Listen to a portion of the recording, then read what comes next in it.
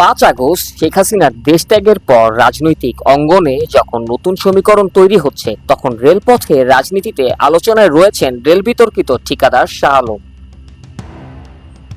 আওয়ামী লীগের শাসনামলে রেলমন্ত্রী নুরুল ইসলাম সুজনের হাত ধরে রেলের নিয়ন্ত্রণ নিজের দখলে নিয়ে আসেন। তবে সরকারের পতনের সাথে সম্পর্ক বদলে যায় একটি পলকে।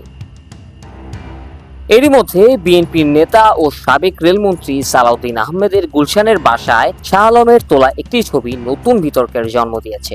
একই সাথে রেলের আধিপত্য ধরে রাখতে শাহ আলম এখন নতুন জোটের পথ খুঁজছেন।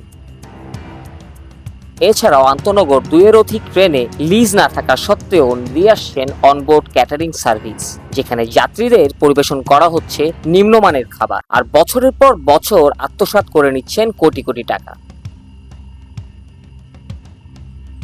অন্যদিকে অনুমোদন না থাকা সত্ত্বেও রেল স্টেশনের ভিতর নির্মাণ করেছেন নিজের জন্য একটি অফিস।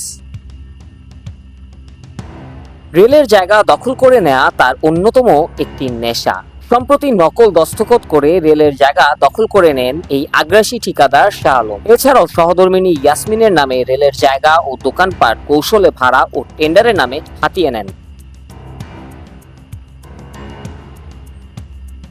বর্তমানে শাহ আলমের এই অবস্থান বদল শুধু রাজনৈতিক টিকে থাকার কৌশল নয়, বরং রেলপথ নিয়ন্ত্রণের নিয়োগ, টেন্ডার, লিজ একটি দীর্ঘমেয়াদী পরিকল্পনার অংশও বটে। কাইয়ুম কবির, বাজানফল নিউজ, চট্টগ্রাম।